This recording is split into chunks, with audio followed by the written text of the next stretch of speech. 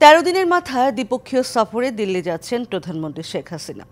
আন্তর্জাতিক সম্পর্ক বিশ্লেষকরা বলছেন, এবারে ভারতের নতুন সরকারের সাথে নতুন সম্ভাবনার বিষয়ে আলোচনা হতে পারে। তবে সবচেয়ে গুরুত্ব পাওয়া দরকার তিস্তার পানি বণ্টন ইস্যুটি।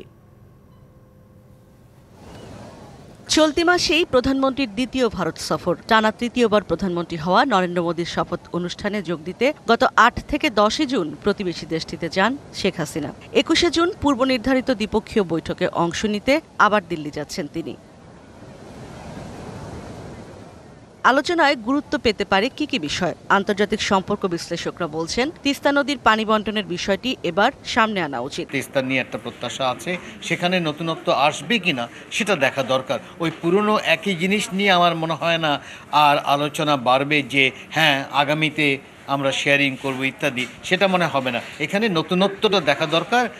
ভারতের মধ্যে এক ধরনের পলিসিগত পরিবর্তন এসছে, সুতরাং এটাকে শুধুমাত্র প্রলং না করে এটাকে কিভাবে সলিউশন করা যায়, অর্থাৎ যে তাদের ডোমেস্টিক পলিটিক্সগুলিকে বাইপাস করে, আমার মনে হয় সেই ধরনের একটা বার্তা এখানে এসছে। ওয়ালটন ফ্রিজ কিনে অনেকের মতো আপনিও হয়ে যেতে পারেন মিলেনিয়াল।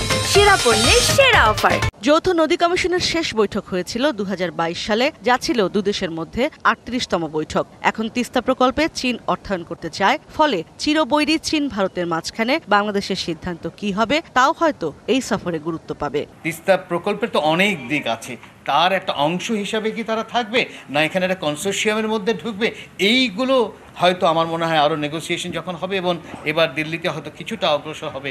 এই ধরনের লার্জ প্রজেক্ট ইমপ্লিমেন্ট করার ক্ষেত্রে যেই ধরনের অ্যাডমিনিস্ট্রেটিভ, ফাইন্যান্সিয়াল কিংবা আপনার আর্কিটেকচারাল বা স্ট্রাকচারাল যে বিষয়গুলি থাকে, সেগুলি নিয়ে আসলে যথেষ্ট আলোচনা হওয়া দরকার আছে। তারপরেই আমরা হয়তো বুঝতে পারবো যে আসলে এই ধরনের প্রপোজাল কতটুকু ফিজিবল। জোটের উপর ভর করা ভারতের নতুন সরকার ক্ষমতায় আসায় তিস্তা নিয়ে ভারতের দিক থেকেও আসতে পারে নতুন প্রস্তাব।